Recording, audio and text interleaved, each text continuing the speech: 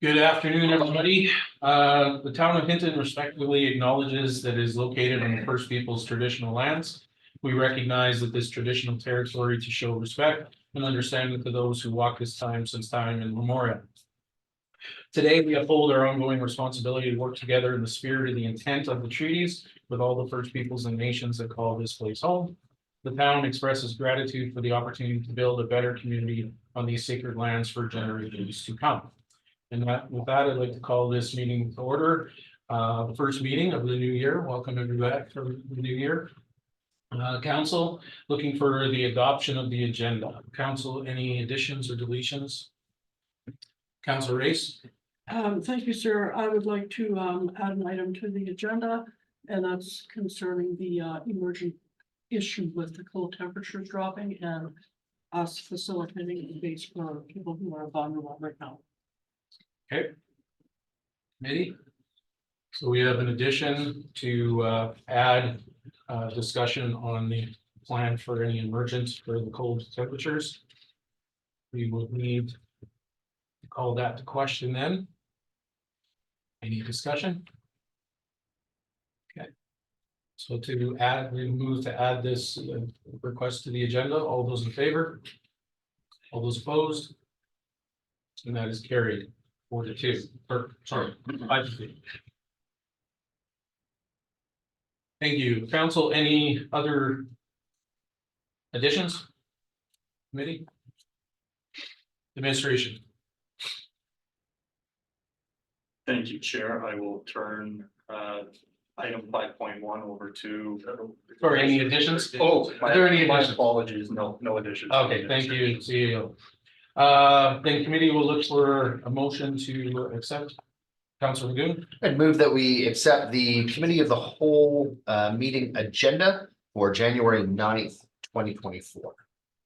Thank you. Councilor Jared. Just before you call the question, I have a question then. Mhm. The added item, where would that fit in the agenda today? I would say under maybe a 5.4. No, it would be. Administration, where would we have that? Through the chair, there wouldn't be any great location for that, so I would recommend that it simply be provided as 5.4. Okay, Thank you, Mr. Chair. thank you. Okay, with that clarification, we have a motion to adopt the agenda. Committee, all those in favor? And that is carried. Sorry, are we using New Year? I haven't seen it come up on the screen, so my apologies. Okay. Perfect. Okay, moving forward, we will use the electronic fund. Okay, moving on to citizens minute of council. Do we have any citizens that would like to share good, bad, or different? Well, I guess I would. Thanks. Okay. I'll be pretty quick today. Thanks for everybody that turned out. Councilors have been to the Bar 999 open houses yesterday and today. One of the things that's kind of unique about the public hearing format is citizens are required to provide documentation within or a week, which I'm not sure if that's inclusive of today or not, but throughout the process, there's some talk about some more information being made available, hopefully before the public hearing next week. And having sat around this table, anything that comes late is late, and you see it at the time of that meeting. I would just encourage council to consider requesting that you guys are provided the late submissions as they come in, so you have time to consider them. It's a very big decision, and there's a lot of information that citizens were able to gather today and yesterday, along with more information that looks like it's going to become available between now and Tuesday. And I know you almost have to dismiss everything that comes that day because you just don't have time to properly analyze and look at it. So just my 2 cents, but appreciate everything that admin and council and the mayor did over the last couple of days to provide some more options to have some questions answered. So that's all I have. Thank you. Thank you. Thank you. And for the record, really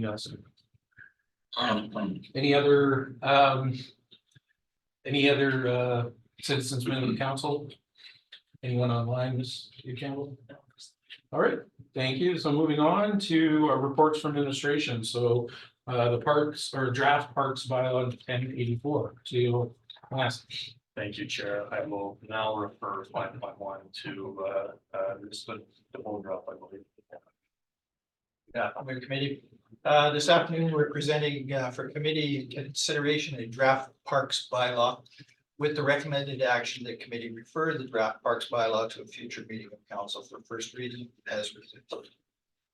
Mid 2023, the RCMP detachment commander requested the town consider instituting a closed hours in parks and other town lands to assist them in managing noise complaints, illegal activities in parking lots, and the squatter camps. Administration reviewed the existing curfew bylaw 947, the nuisance bylaw 1101, and the provincial trespass act. Comparable communities were also researched to see how they are managing these same issues. And all credit goes to my peer, Ms. Jude, for her legwork done in researching these pieces of legislation and for drafting this proposed bylaw. There are a lot of good reasons to implement a bylaw that institutes a period of time that parks and public spaces are closed. Be that from dusk to dawn or after specified hours. This gives our police agencies a tool that they can request people to leave an area. For a number of different reasons, or a mechanism to issue a fine for non-compliance. In introducing this bylaw, our intent is to increase public safety or to reduce the public safety risk on town-owned property and public spaces, and to significantly reduce the wildfire risk posed by the warming fires in the squatter camps. It would, of course, be on a complaint basis. With this legislation, the RCMP can initiate a quicker removal of illegal or dangerous activities. Administration recognizes that there are stakeholders that will need to be consulted prior to implementing this bylaw. Beaver Boardwalk Committee Oversight Committee and the Hinton Bike Association, for example.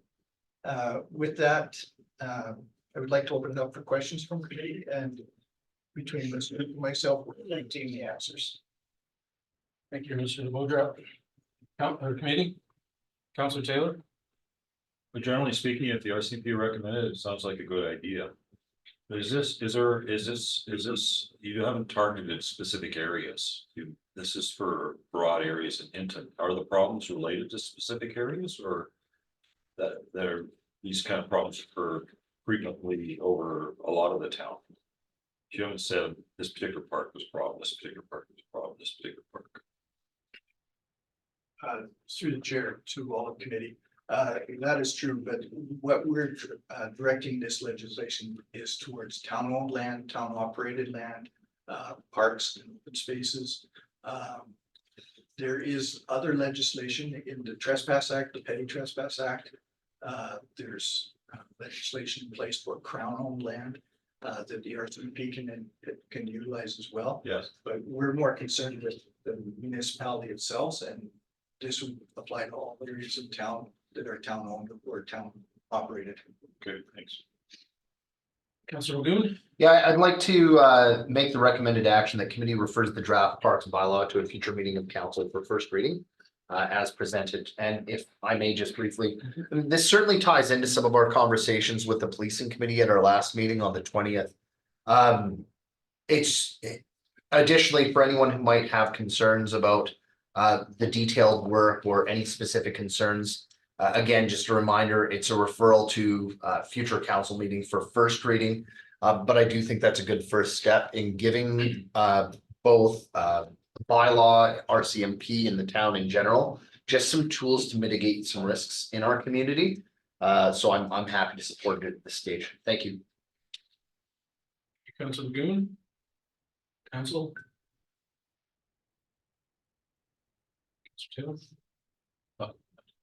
I'm in favor of this. I just have to ask, well, how many incidents like this occur that require this type of action? I'm not against the action. I just want to know, like, is this 10 times a summer, 10 times a week, 5 times a night?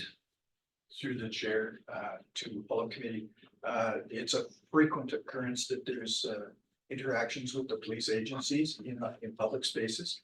It could be for fighting, it could be for causing a disturbance, it could be having an open fire.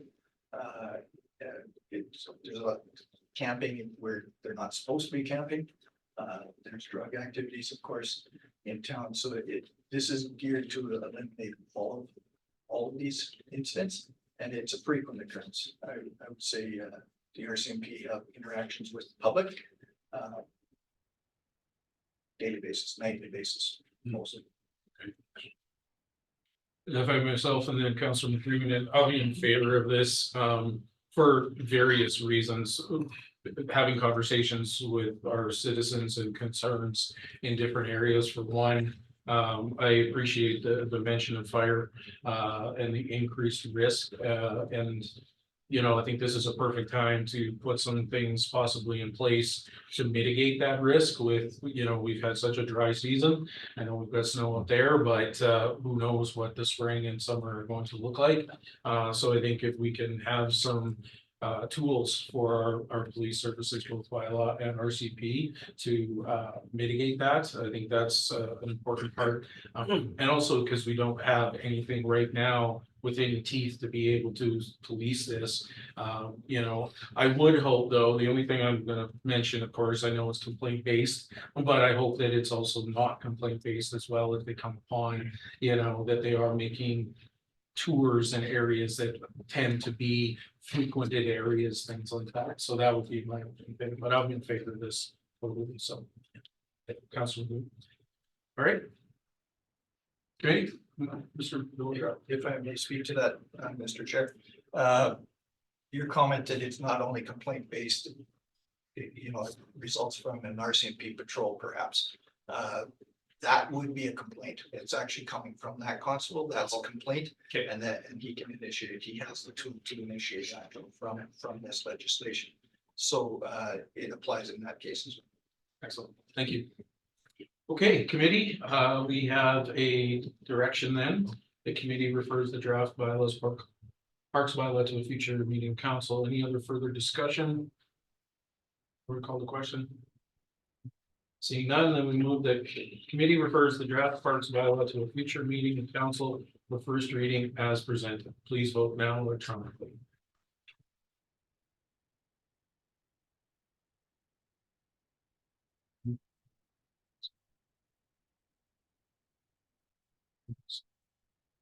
Councilor Reese?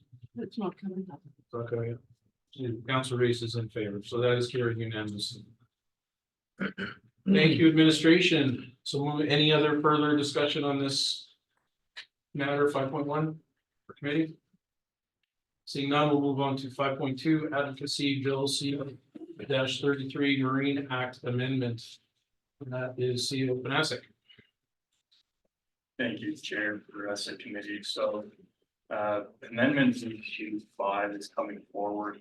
This was put forward at the Standing Committee on Transport, Infrastructure and Communities. It is still at the Standing Committee phase, but this proposed amendment has passed that stage. The next step would be to go and take it to the House.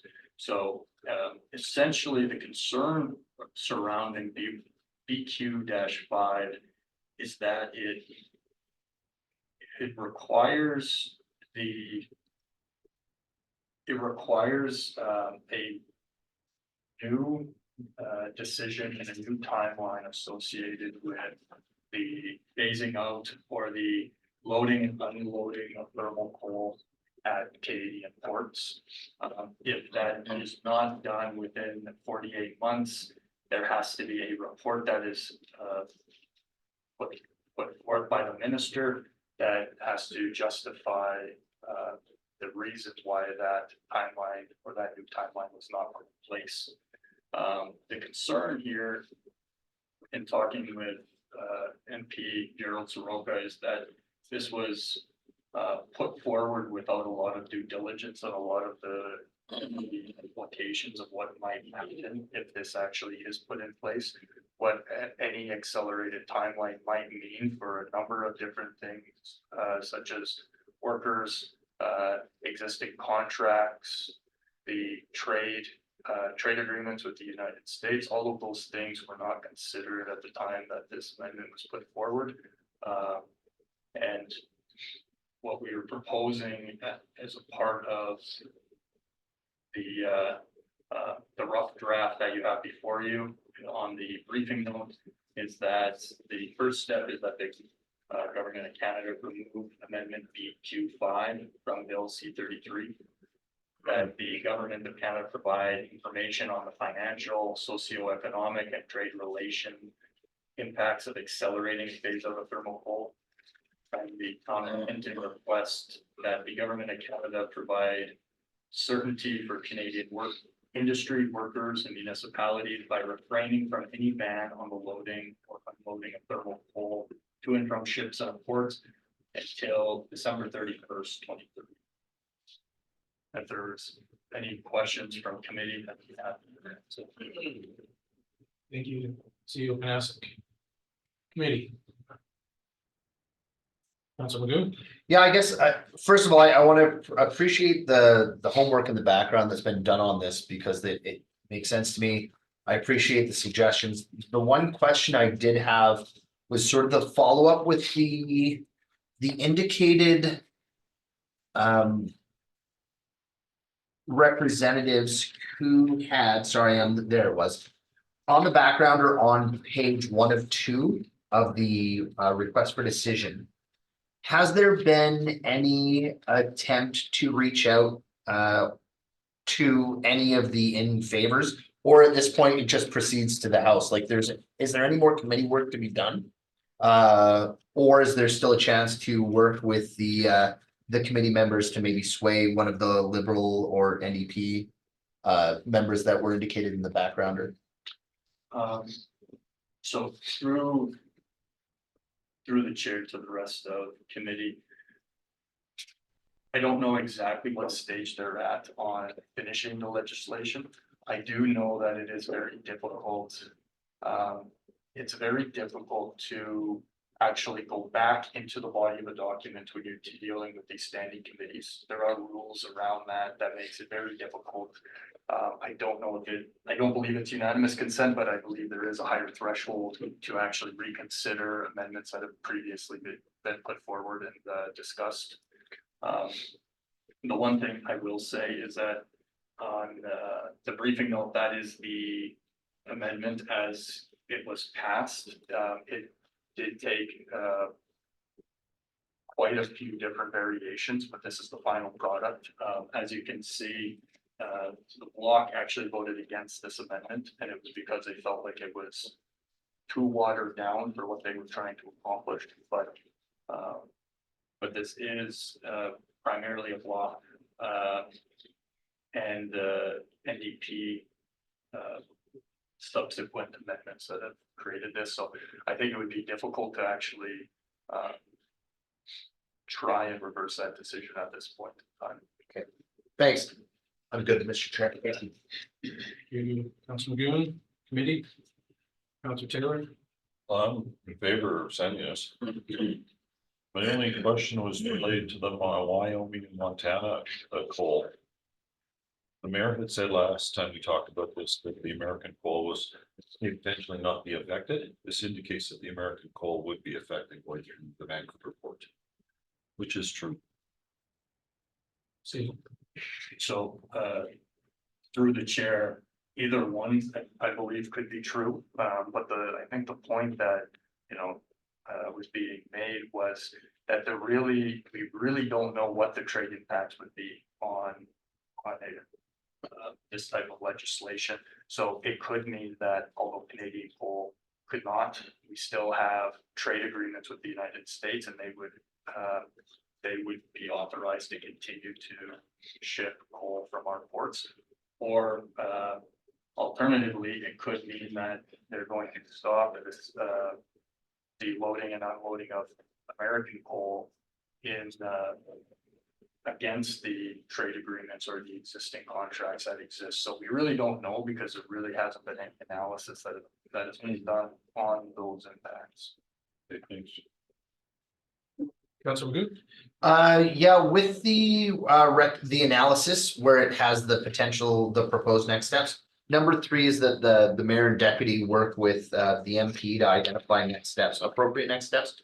Has Gerald given us any indication of what those might be or anything at this point? Through the chair to members of council. So, number 1 and 2 actually did come from, MP Soroka. Number 3 was kind of we'll call it a catch-all because if you're gonna pursue, at least in my opinion, any federal advocacy to do that in step with your local MP. And so working with them to determine what the most appropriate steps, which could be setting up specific meetings with many people of influence. It could be, meeting with members of the opposition or the governing party. It could be a number of different things. So that was just really put in place to be a catch-all. But number 1 and 2, that was at the suggestion of MP Soroka. So if I may follow up, Mr. Chair, thank you. So I guess as a follow-up to that, would that include if the MP thought that it was appropriate and effective and efficient? Potentially there's consideration there for lobbying and meeting in person if need be, that sort of thing. Yeah. Okay, perfect. I'm good. Thank you.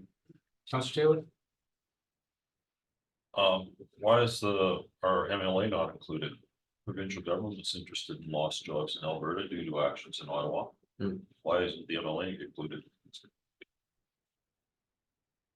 So through the chair to members of committee, so it was included Did I miss as requesting of support. Oh, I see there. it is. I see. But it typically the page 18 where it says Gerald Soroka, typically it's just identifying the main contact for that particular item, but certainly MLA law would be consulted and informed of this as well.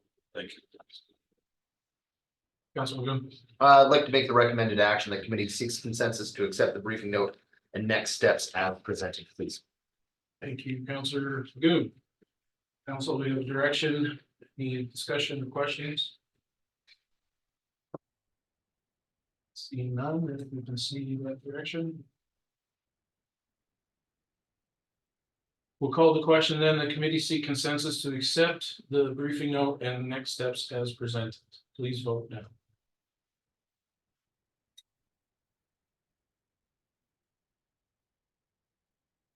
And that is carried unanimously. Council, any further questions or discussion on this 5.2 advocacy matters? Seeing none, well, then we'll move on to 5.3 ATE contract proposal. CEO Panasic. Thank you, Chair. I will bring this to Mr. Bodrow. Good afternoon again. I am presenting my report on ATE contract negotiations with the recommended action that council direct administration to give notice to terminate the existing contract with Global Traffic Group Limited and cease photo enforcement operations in the town of Hinton effective midnight, January 31st, 2024, and for administration to continue discussions with the town of Edson to provide ATE services. The existing contract was extended to provide Global, which was to cease on December 31st of this year. But before the holidays, when we were negotiating this contract, we gave an extension of 1 month to January 31st, 2024 to provide time for administration and Global to negotiate an acceptable contract for the provision of photo radar. Key to discussions held with Global Traffic Services were the additional restrictions imposed by committee, the significant increases in time spent in schools and pedestrian zones, highly visible enforcement vehicle, no attempt made to hide their enforcement vehicle, and significant reductions in time at the edges of town. Due to these additional restrictions to the already restricted access to more lucrative enforcement zones, Global was of the position that they would not have a viable business model unless the existing restrictions were lifted. In lieu of being lifted, they proposed a flat monthly fee for services that would guarantee them sufficient income to be viable as an operator. Administration is Well, the committee actually has three options here. The committee could direct administration to provide notice to terminate the existing contract with Global and cease photo enforcement operations in the town of Hinton, effective midnight January 31st. And again, administration continued to discuss with the town of Edson for that provision of those services.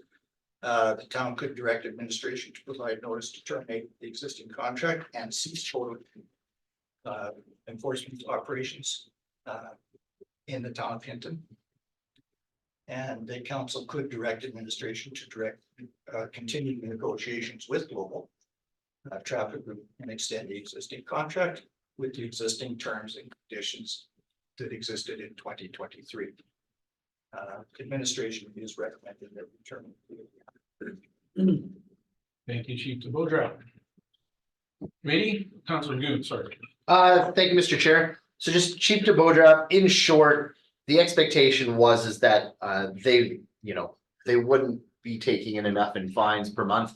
So at minimum, the monthly base price would be invoiced to the town $25,473.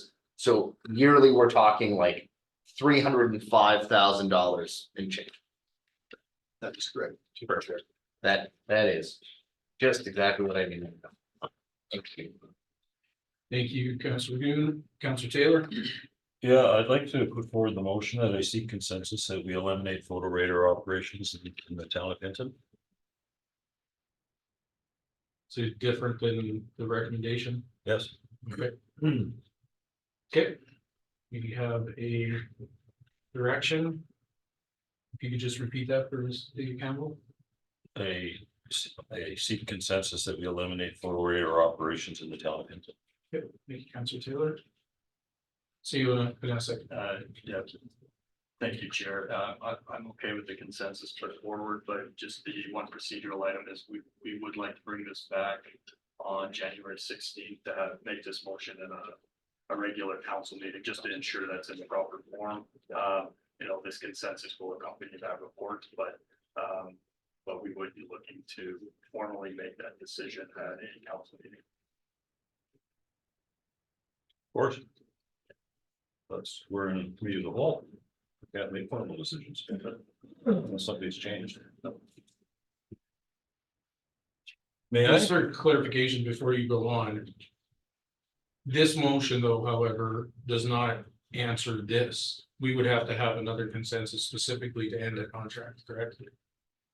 Yeah, through the chair, I'm Okay. okay This is- with the consensus is put forward to see consensus of committee. It was just, just in the recommended action, it was direct administration. That was our mistake. It was we will be bringing this forward for council to make a motion in proper form to actually cancel contract, but there's Okay. no problems with the consensus put forward. Okay, Councilor Taylor, proceed.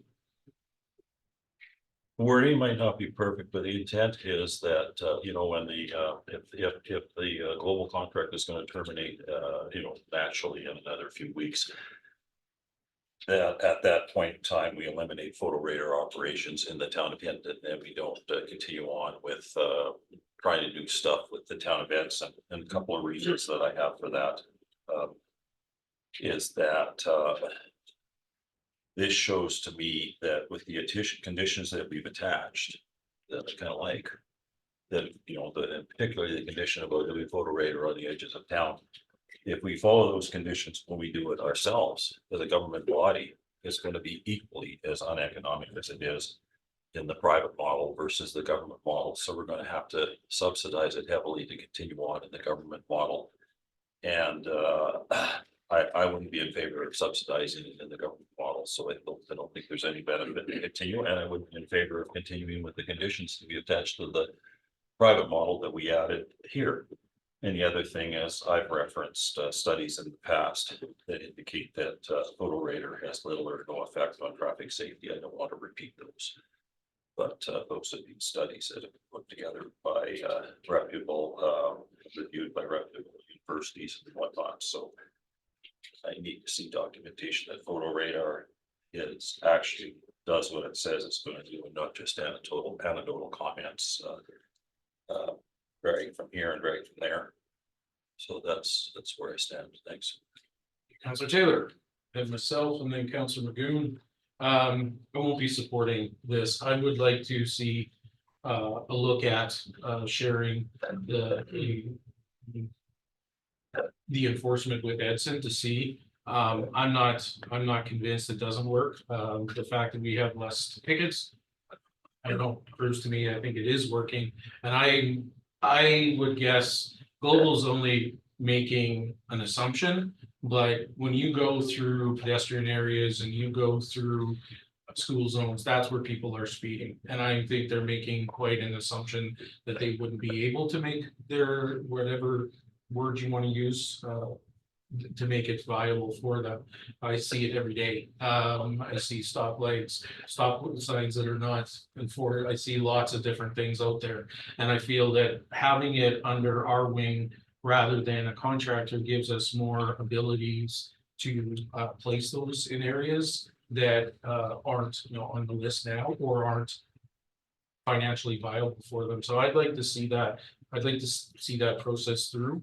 And see what it might, I mean, at the end of the day, if it isn't going to work, then, but at least I wouldn't want to end it right now. I'd still like to work with Edson to see if we can come up with something. So that's where I'm at with it. That's what, Councillor Magoon and then Mayor. So. Yeah, thank you, Mr. Chair. I won't be supporting the requested direction on the floor. Not so far, I'm fully supportive of terminating the existing contract, but I also would like to explore the future of photo radar in collaboration with our partners in Edson. I don't disagree that there's a potential that it might be simply not economical or not sustainable. But in the same way that you sort of indicated that data is important in making these decisions, I'd like to see what the business diligence of that business case looks or doesn't look like first. So before I decide that I'm not in support of photo radar jointly approached by Hinton and Edson, I'd like to know what those numbers are first. So that's why I won't be supporting the direction on the floor. Thank you, Mr. Chair. Thank you, Councillor Magoon. Marinus.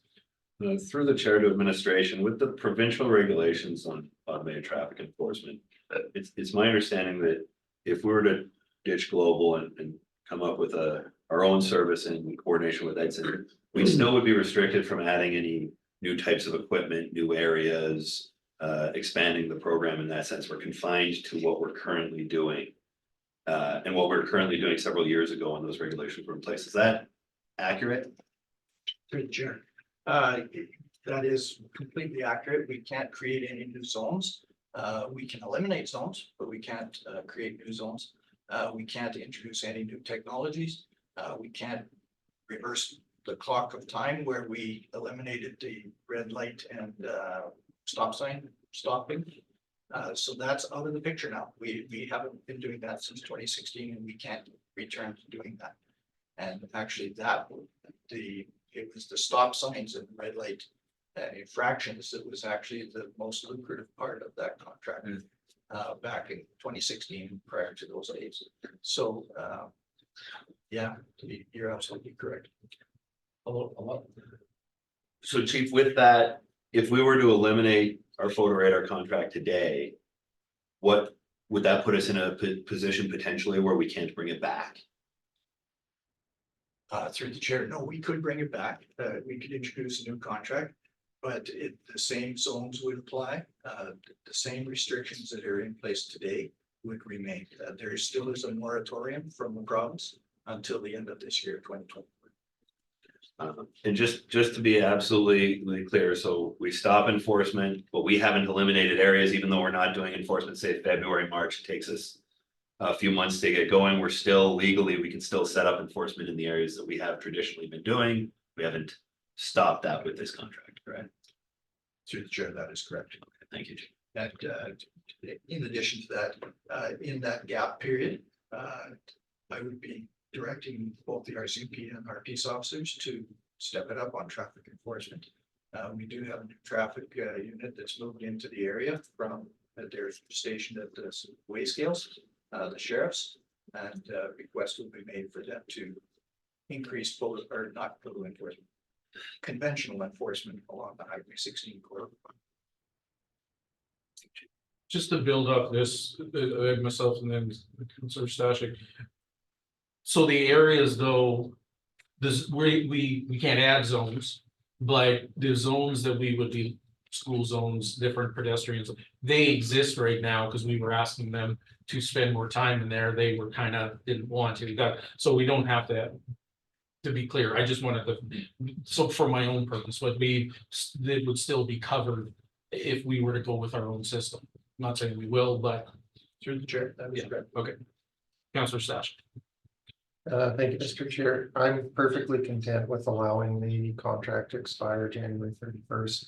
But I won't support the motion that's before us. I think there's more things that we need to look at, more items to explore.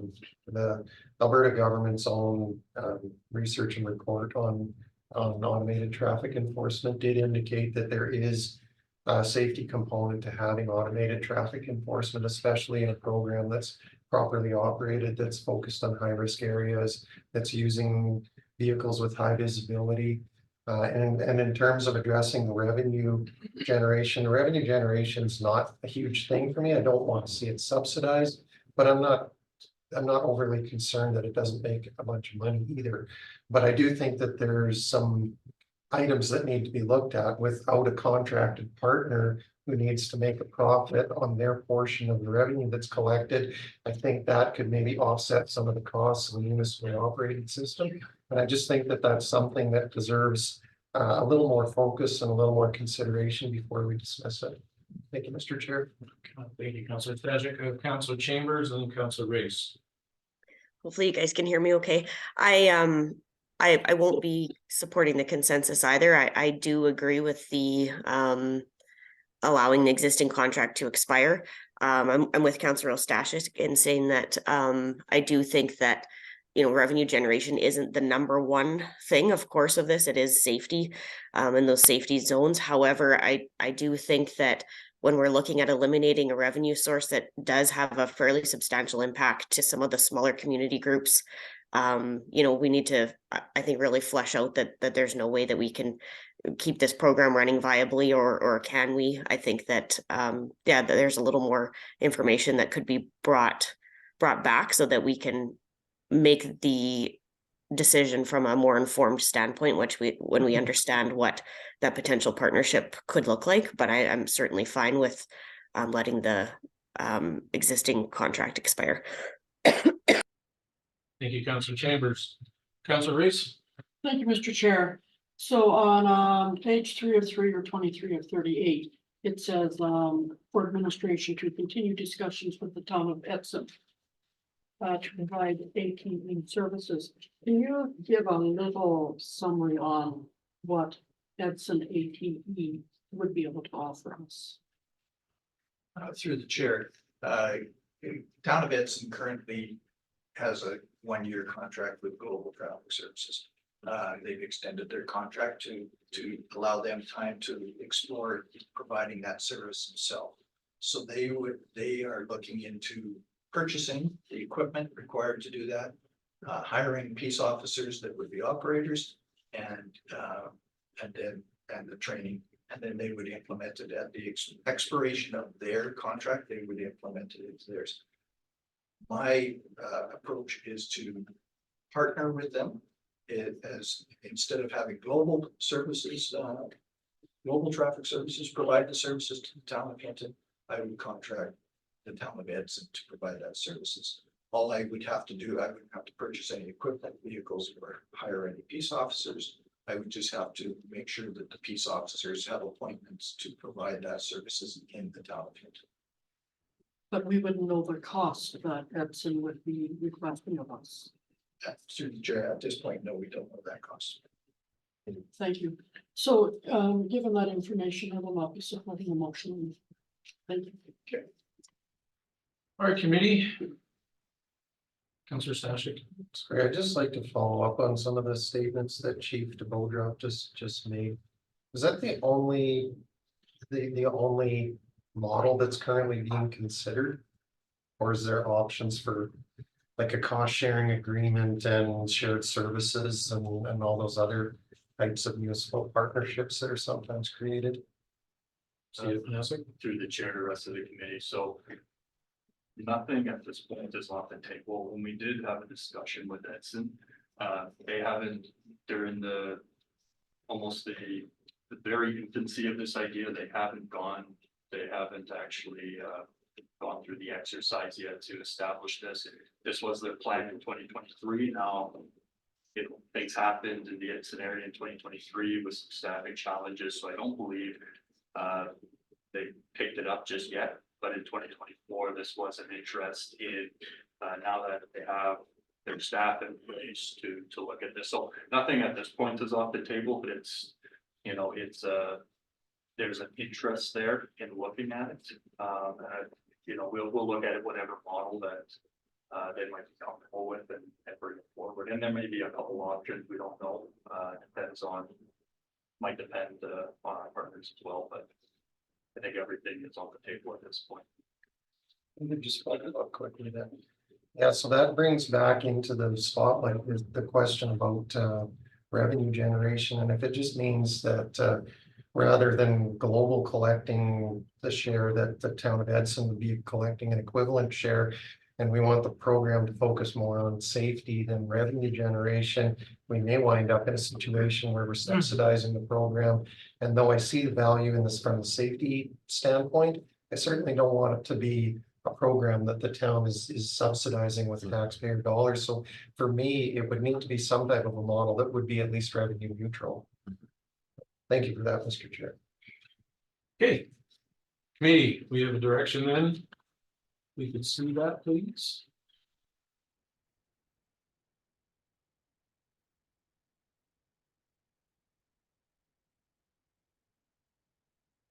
Okay, any further discussion? Seeing none, they'll call the question. The committee seek consensus to terminate the photo radar in Hinton. Please vote now.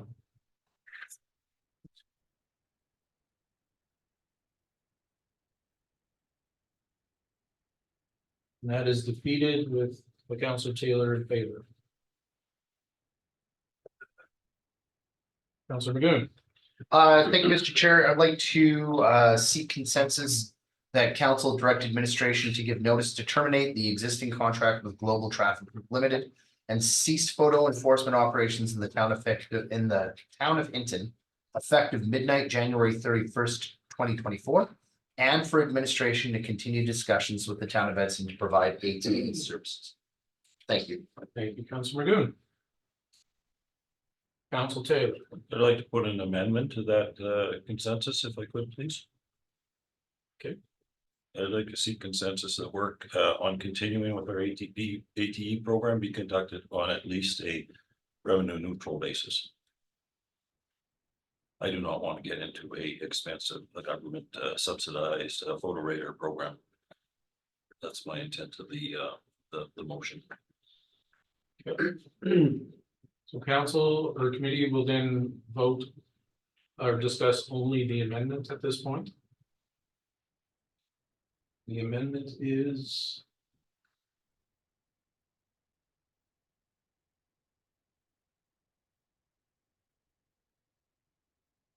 Chair, can you? Seek consensus that work on continuing on our ATE program be conducted on at least a revenue neutral basis.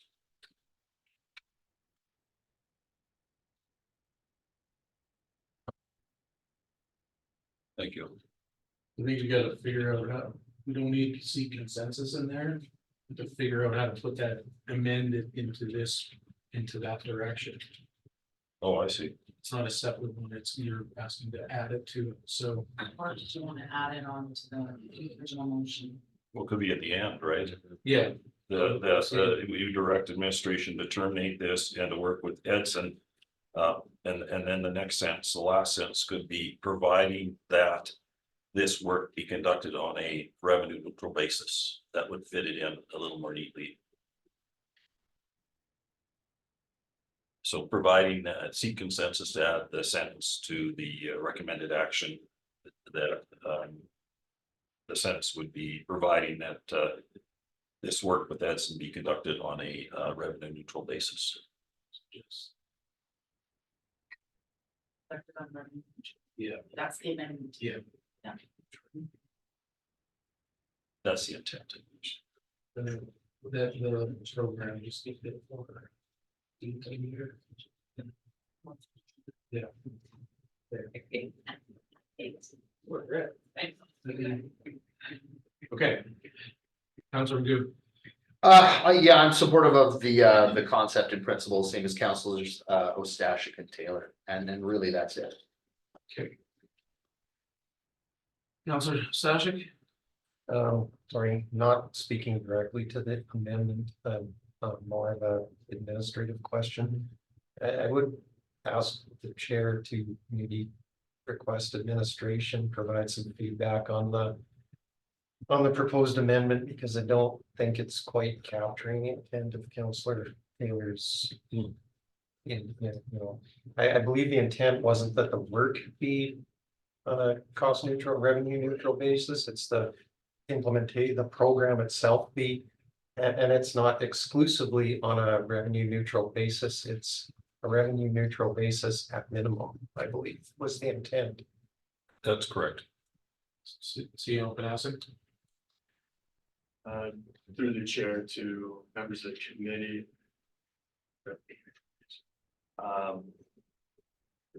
I think. Yeah, Well, through the chair, we could certainly put,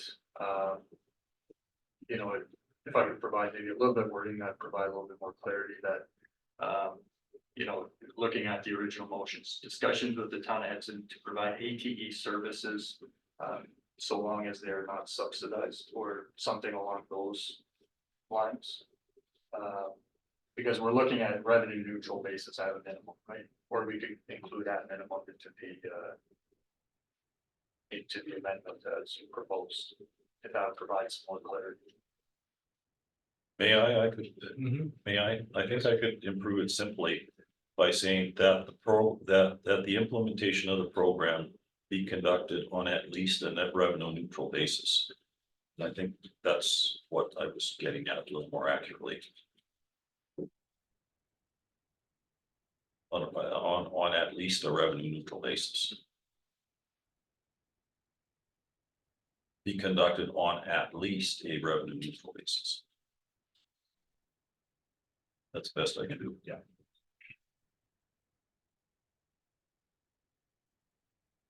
Mr. Stashik, does that answer?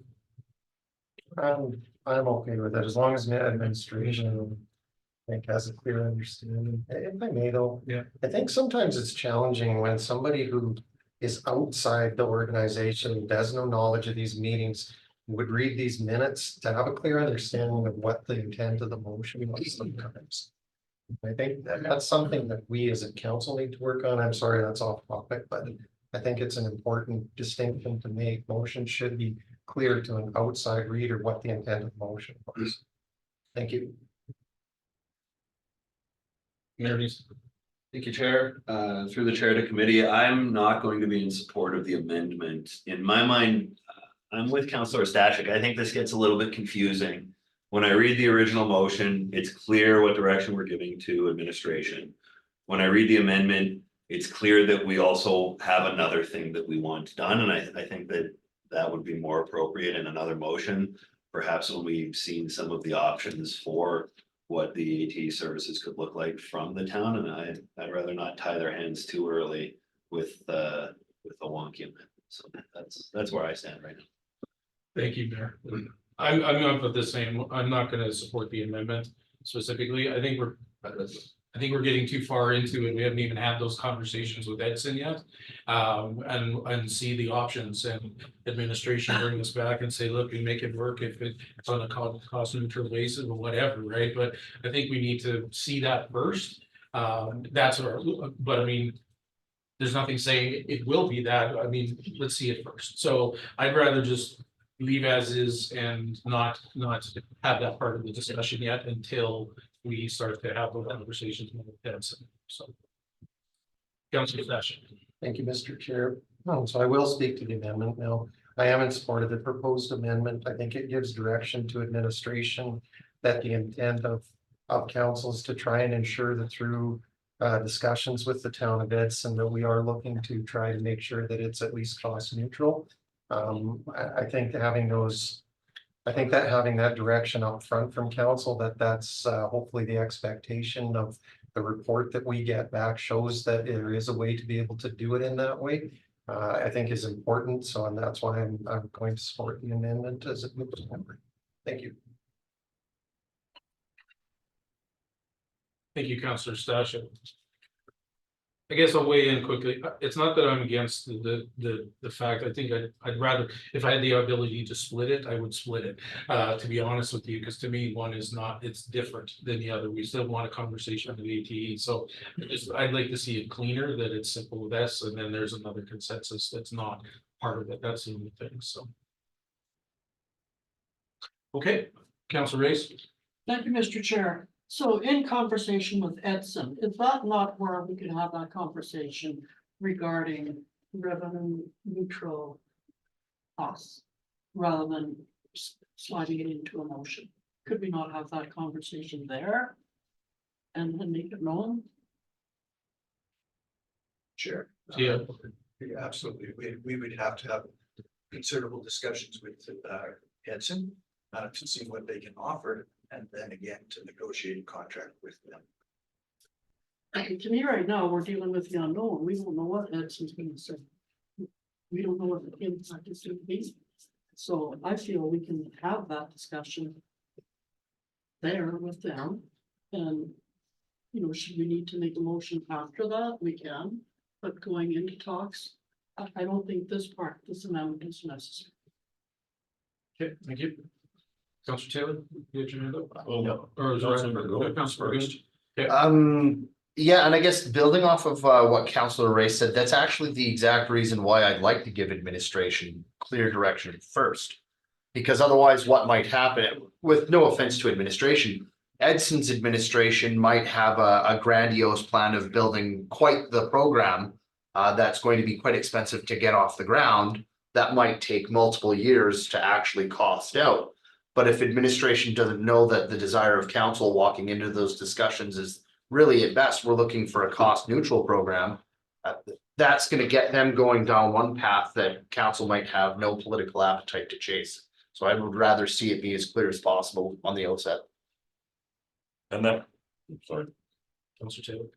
and that's what I think. I think this is important direction to give.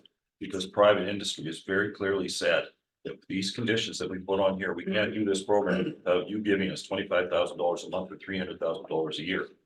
I don't want to get into a government program that's going to cost us $25,000 a month or $300,000 a year when we have two agencies that are already contracted out to do traffic safety. So I think that's important to tell somebody in advance. It really directs where you're going. Councillor Stasha.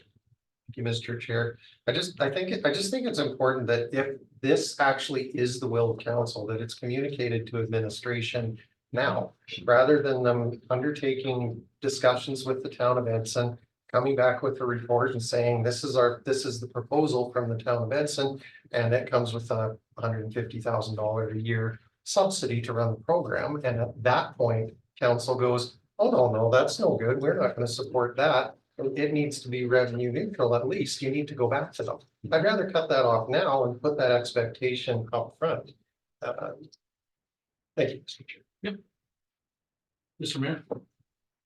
I'm in agreement with all of council on the point that we need to give clear direction to administration. I still think this amendment is a little bit of a wonky way to do it. My preference would be to see our consensus, the original consensus go through, and afterwards for us to make a very clear direction to administration about what we want that program to look like. But that said, the administration's happy with this, the wording of this amendment, so see what happens, I suppose. Okay. Committee, any other discussion or conversation? And seeing none, if we can, we're just voting on the amendment now.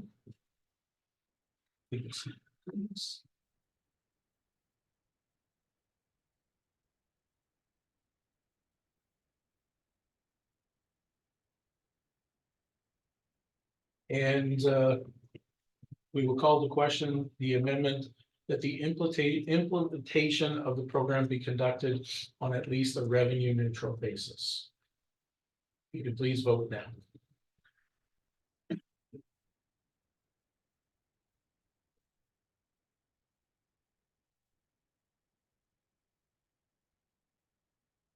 And that is carried 5-2 with Mayor Nissen and myself against.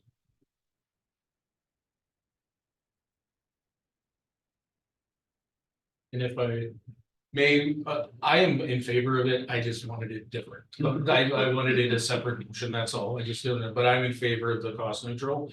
I just thought it'd be a better direction separate from it, but I'm glad that it passed, so.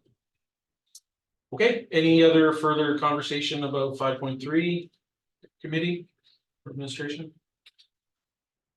Great, seeing none, then we're gonna move on. Sorry. Oh, sorry. Question, Chief. when would you like this, but when is it? Oh, we gotta do sorry, we have one.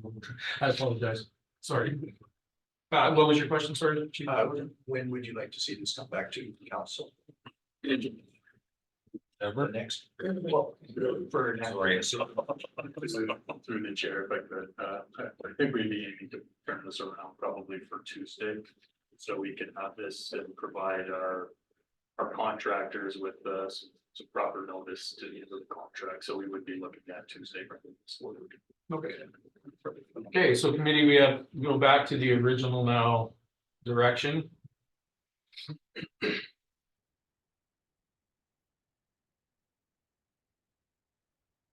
And that is any other conversation, Councilor Session? Just to address some of the concerns that were brought forward, I heard a couple people say they prefer that it wasn't encapsulated. Sorry, in one motion. If that's still a concern, somebody could always put forward a motion to split it. And then it would be two separate decisions. I'm not saying it should or shouldn't be, it's just a suggestion that could be a way to go about it if it's still a concern. Thank you. And I appreciate that. For myself, I think being chair, I can't split it, but I think that based on, for me, hearing from CEO Panasic, it covers what is necessary and required being part of it. So I'm okay with it, but Councilor Race. Well, thank you, Mr. Chair. So for us to reconsider this vote we just did, it would have to be someone from the prevailing side of the vote to make a motion to reconsider. Through the chair to members of the committee. No, I don't think it'd be necessary to reconsider the decision made. I think it would be a new motion to actually split the new motion that now encompasses the amendment. So it would be a new motion, no need to reconsider. Thank you. Okay, so seeing no direction to split, we're gonna move then and call to question if there's nothing else. Council or committee? Seeing nothing, we will call the question then the committee seek consensus administration give notice to terminate the existing contract with Global Traffic Limited and cease photo enforcement operations in the town of Hinton effective midnight, January 31st, 2024. And for administration to continue discussions with the town of Edson to provide ATA services and that the implementation of the program be conducted on at least a revenue neutral basis. Committee, please vote now.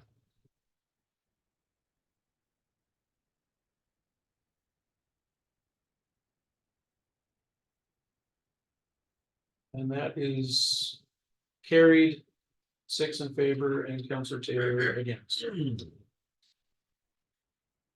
Okay, this matter now concluded. We'll move on to our addition to the agenda 5.4. And that is the emergency for the cold temperatures. So not CEO Panasic. With that, I turn to you. Yes, thank you, Chair. So there was a last minute request from the Health Foundation for the town to consider warming facilities during this cold snap. This is very last minute and this would not be the format to actually make this motion, but I'm with the understanding that if council does believe that this is an emergent situation, that, human life or safety is at risk, my recommendation is that we forego, some of that process, council make it a consensus if we feel that that's something that we want to pursue. As administration, we would fulfill that obligation and we would bring this motion back to the next meeting of council in order to actually make this motion in proper form. Now, this is a little bit odd in the process, but this is a very last minute decision and I believe health is concerned with some of the homeless population for overnight warming stations. I don't believe that it was for sleeping arrangements. It was just to have a warm building. From an administrative perspective, there's a lot of unknowns for us. I'd have to take a look. This isn't a part of our safety program. So, there could be a refusal. I think this would be a stretch when it comes to considering it an emergency and requiring staff to attend to this. With that being said, we got great people. I'm sure that we could have some compliance. I think that there might be some considerations on the tail end of this if we are going to go in and do it, but I don't have all of the implications of the decision right now. Again, if the council does believe that this is an emergent situation, sometimes I think we have to be flexible and deal with, any outfall that might arise. But with that being said, we could do it.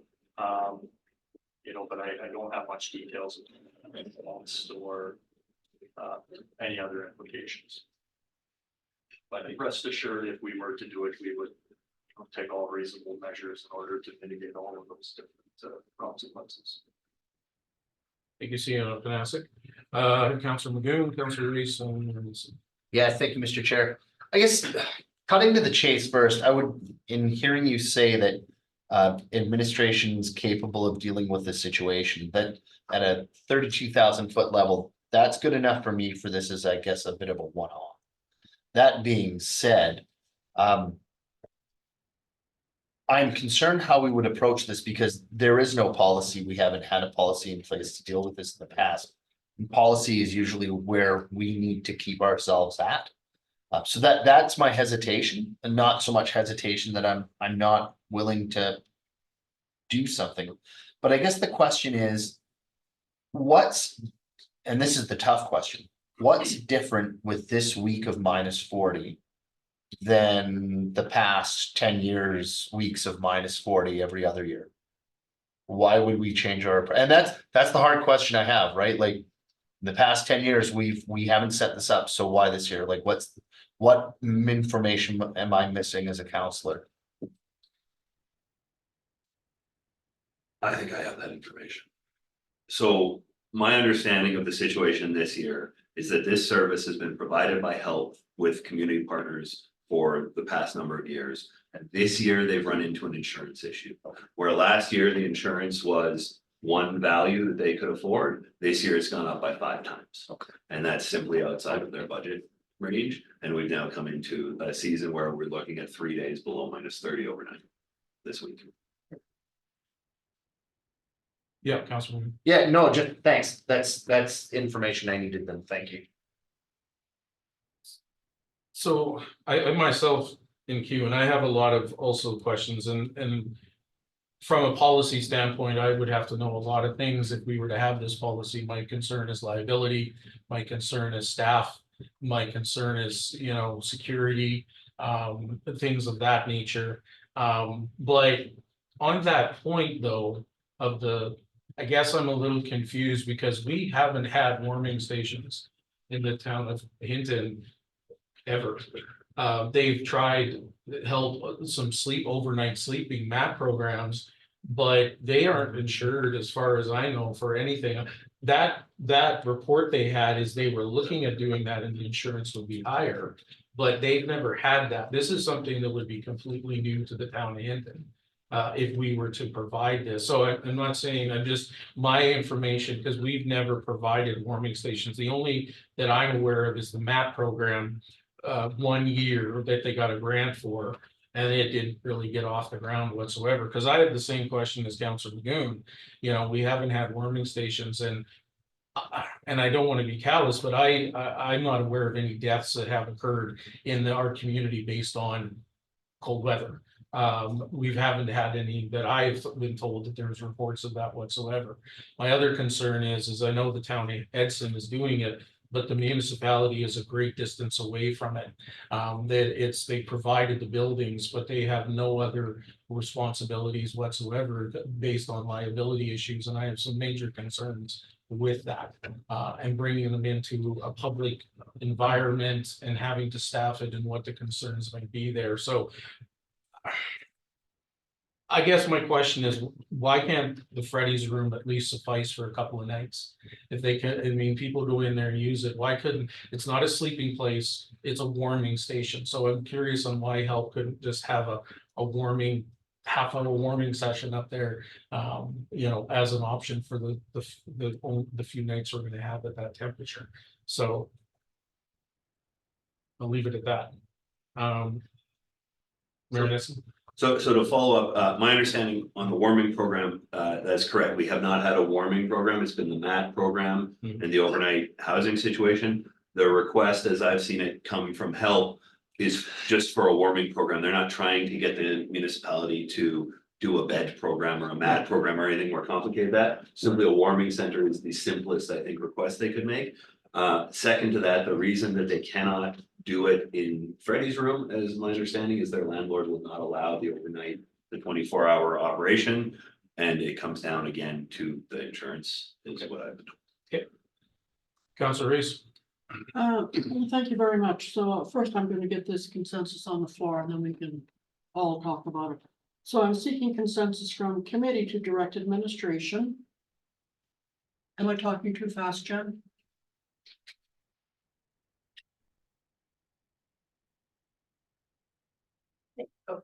To make arrangements for warming shelters where needed until Sunday night, January 14th. So, point of order. And it's a question for administration. That potentially has fiscal implications on the town's part, which my understanding is we can't make in committee of the whole. Administration? Through the chair to members of the committee, so. No, nor is committee allowed to direct administration, but like I said before, if we do think that this is, you know, a matter of, you know, life and death and it's an emergency, you know, we would, you know, at least from an administrative point of view, I'd be willing to forego those formalities with the understanding that whatever consensus or motion that is put forward today, this will be on the next agenda for council to ratify in proper form. But, you know, at this point in time, I think that's the only way that we would be able to accomplish what we're looking to do. So that's why I recommend that council's comfortable with that. Okay, thank you. So could I continue, sir? Councilor Magoon, though, it was your point of order. Well, I think you have to rule on it, Mr. Chair. Yeah. My only concern is we see that we don't know what the money is gonna be spent before next Tuesday. If we were to put this into play, we're saying to the 14th. But again, we can't make monetary, as you stated, monetary, and then we go in there. We have no choice. I mean, we've done it already. I guess is my concern, and I don't know what the cost is gonna be. This puts it in a precarious situation, absolutely. Councilor Magoon. Before you rule on it, Mr. Chair, I mean, and here's my intent. Council can't and shouldn't do things that are outside of what we're allowed to do by the MGA. We're in a committee of the whole session. I won't vote for something that has a financial impact here because that's illegal. You can't do that. That being said, I'm very interested in exploring what powers administration has. I think Ms. Juke has been indicating in the meantime to sort of deal with the reality of the situation. That's just where I stand. So through the chair, everything that Councilor Magoo said is correct. The one thing I'll say is, we would, at least for me, I would consider this an emergency. We would probably get our emergency social services involved in one way, shape or form, but like lots of emergencies, we don't always have the luxury of coming to council for authorization for those expenditures. This is an odd one. This one's definitely navigating it great, but when an emergency comes up and if we truly believe it is one, as administration, even if we don't have an opportunity to touch base with council like we are today, we're gonna go and we're gonna take what are considered reasonable steps for that emergency. This one, we're coming forward a little bit, ahead of time to have this conversation in committee, just because, for me as an administrator to consider this an emergency, I think is a bit of a stretch, just because, we have cold days all the time. This has never been something that we've done. We don't have a program in place in order to do it. So, at least my comfort level would be to have, at a bare minimum, a conversation with committee to see if there's interest in, and we can consider this an emergency.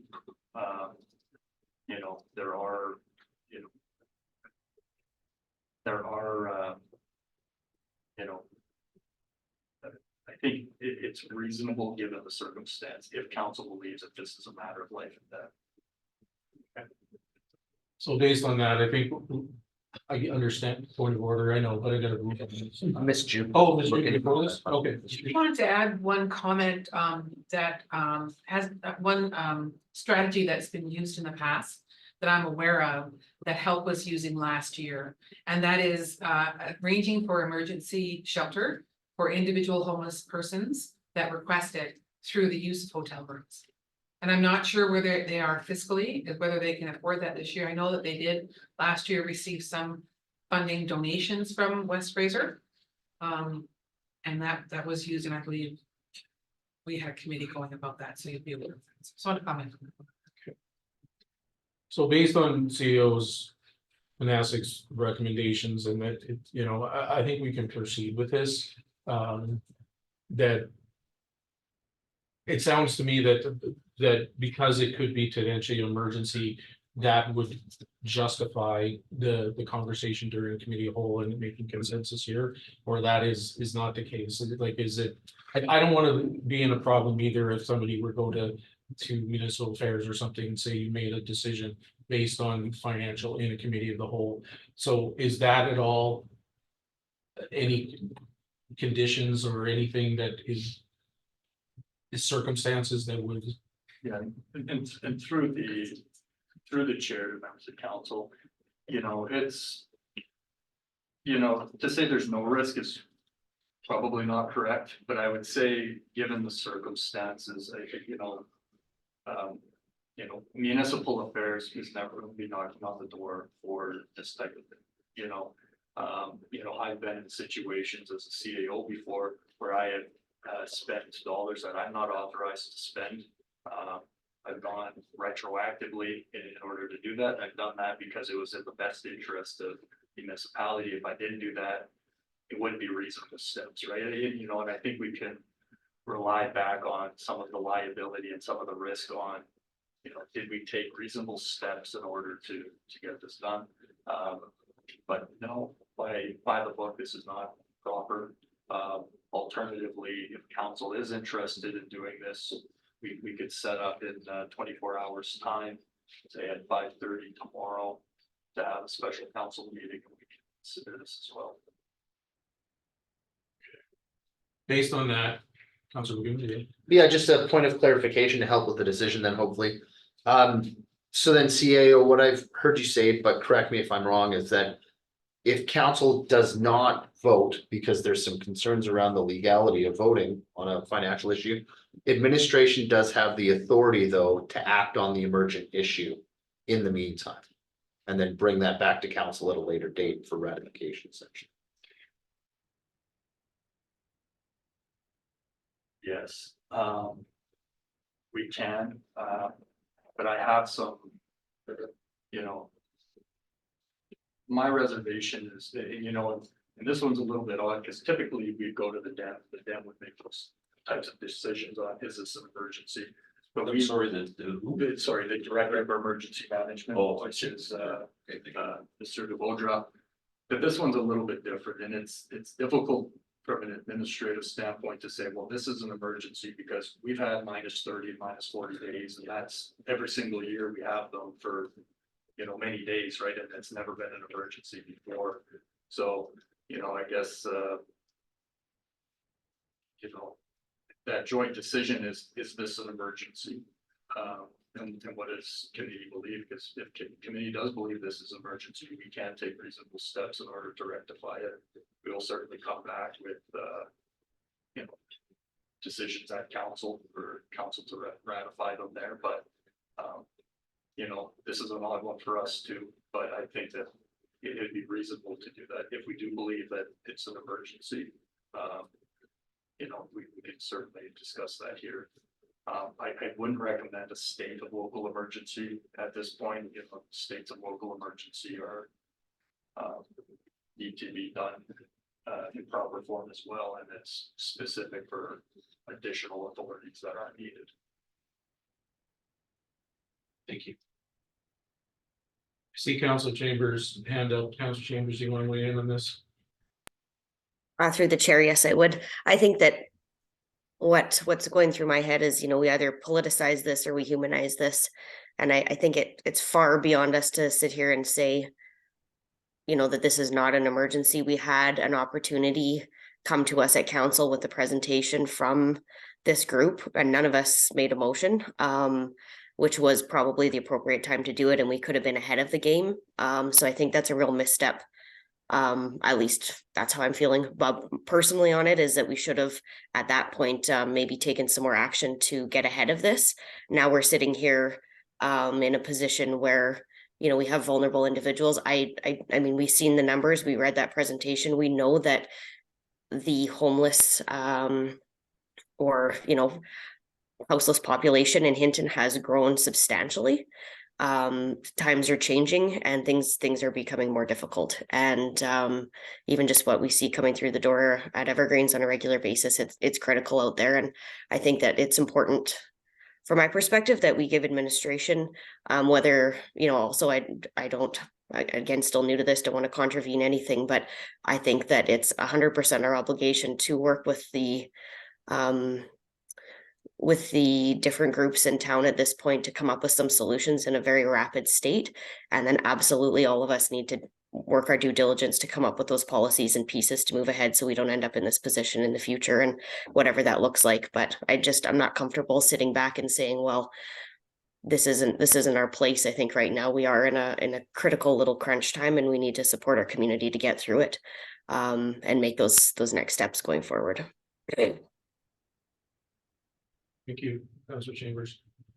So with all that, I'm gonna rule that we proceed with this conversation, and we'll discuss them as a vote to council. I have the same concerns, but based on what our CEO also said, I think we can still have this conversation. It is unique, and I do agree that if we as a town want to have this conversation, we need to have it, not at this point when we're a day away from a cold temperature, and and not knee-jerk reactions to these. We have to take some ownership on something if we're going to do or nothing, whatever the case may be. So Councilor Magoon and then Councilor Statue. Sorry, I need a clarification and then potentially a comment. So, Mr. Chair, you're moving, your ruling is that the direction request from Councilor Race with the financial implication stands? Let's see if I may, before I want to see the direction, because we've had a lot and.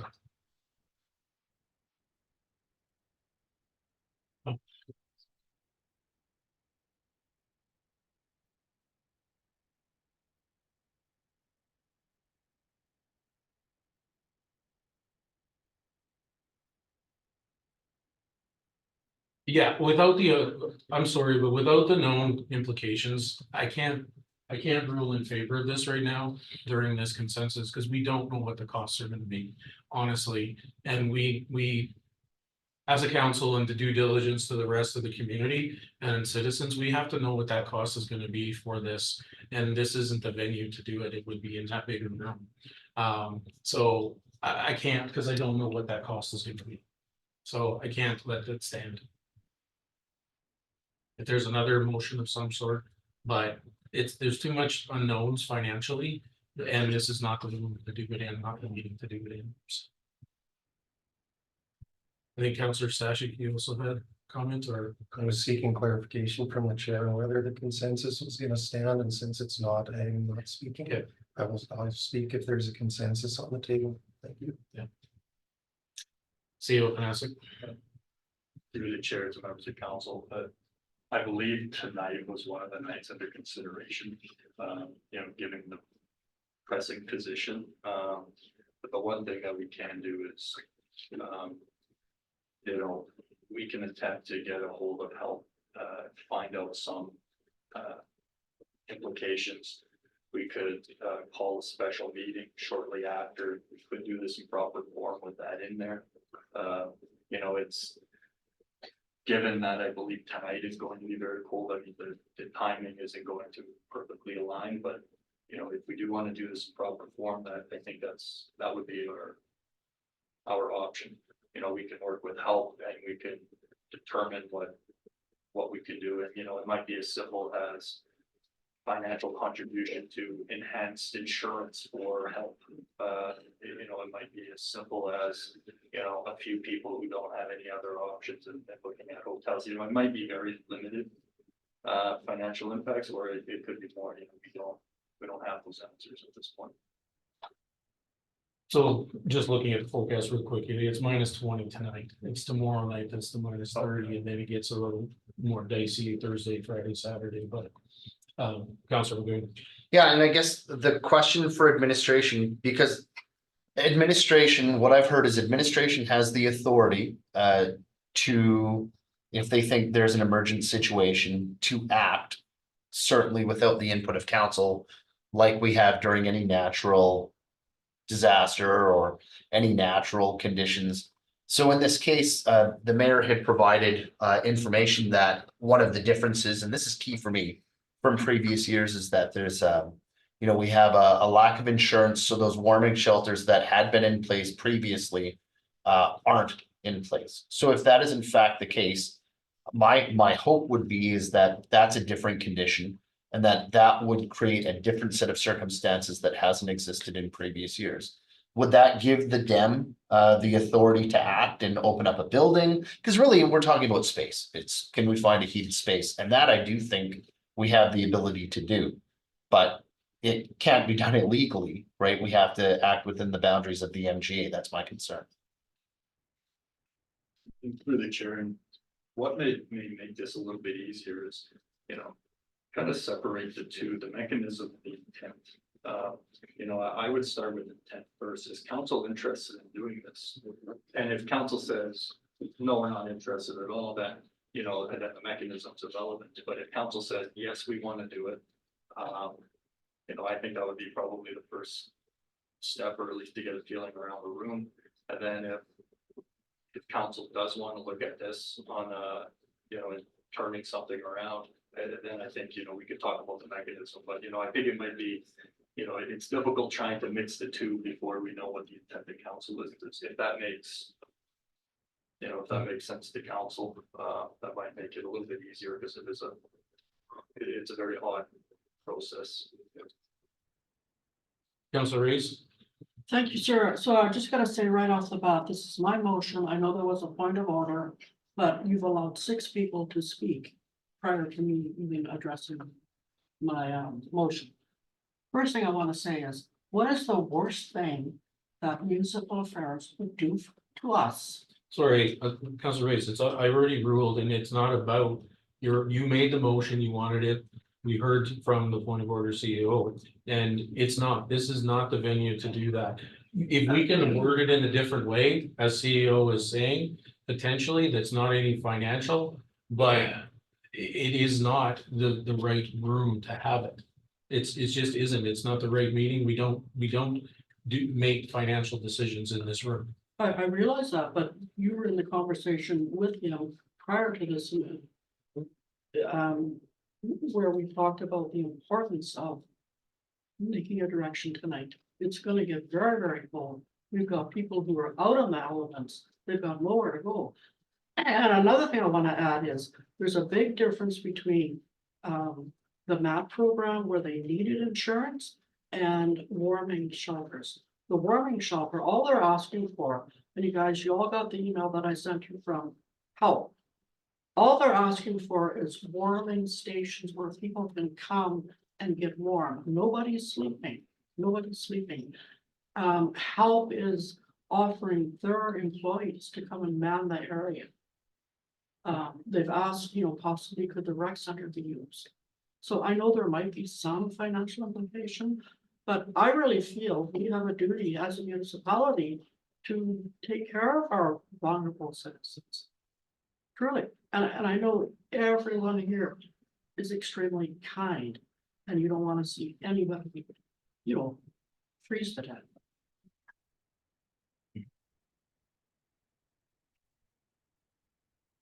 See, openness. Through the chair, one direction, if we're not comfortable in making any kind of motion in this wall,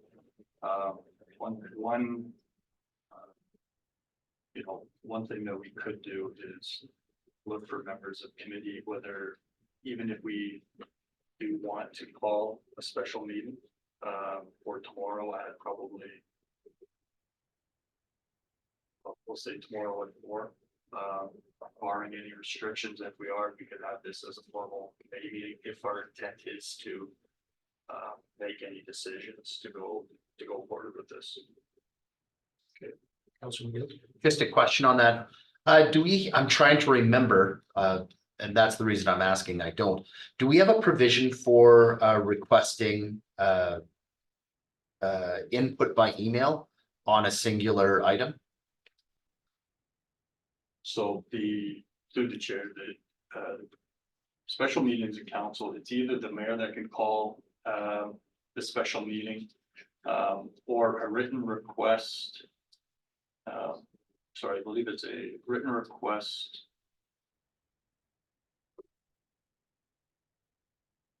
From the majority, stating its purpose from the majority of the members of council.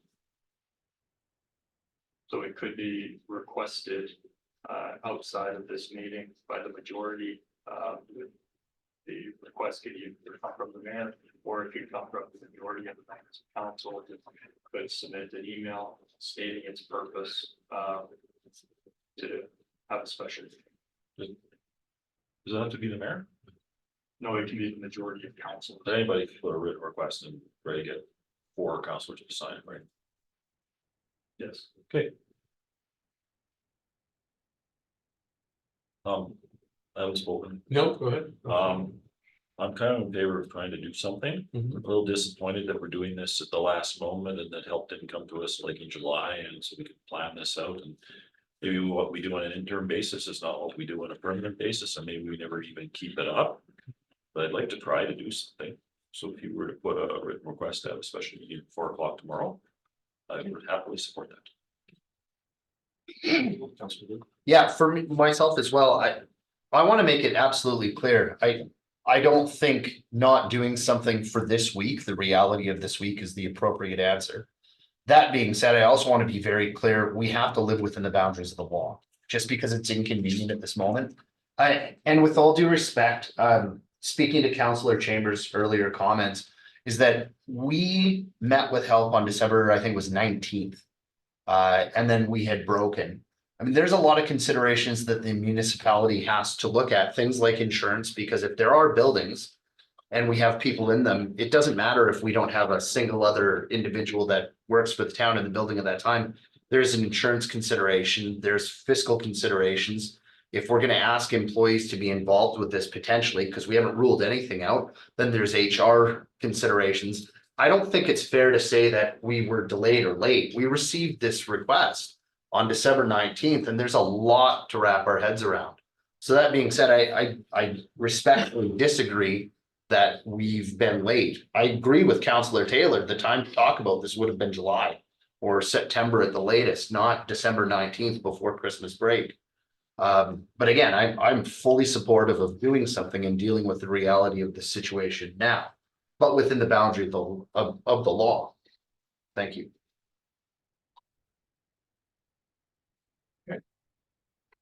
Council, any other, or committee, any other further on this, Councillor Reyes? Thank you, sir. I just want to say, you know, Councilor McGowan, I agree with you 100%. And just in what you said, to me, stresses the importance of having this conversation. So many layers to it that we have to talk about. Another thing is, just because we've never had warming stations doesn't mean we shouldn't have them. Just because we don't have a policy doesn't mean we shouldn't have one. So that's a big discussion that we need to have. And there you go.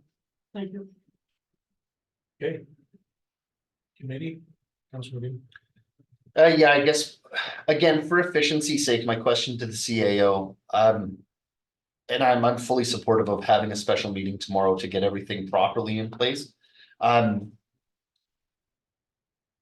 I guess, is there anything to prevent us from keeping that meeting to electronic? Again, just to cut down on the time necessary for it, et cetera, et cetera. Or can that be a quick meeting? Again, because the taxpayers have to pay for it if we're gonna meet.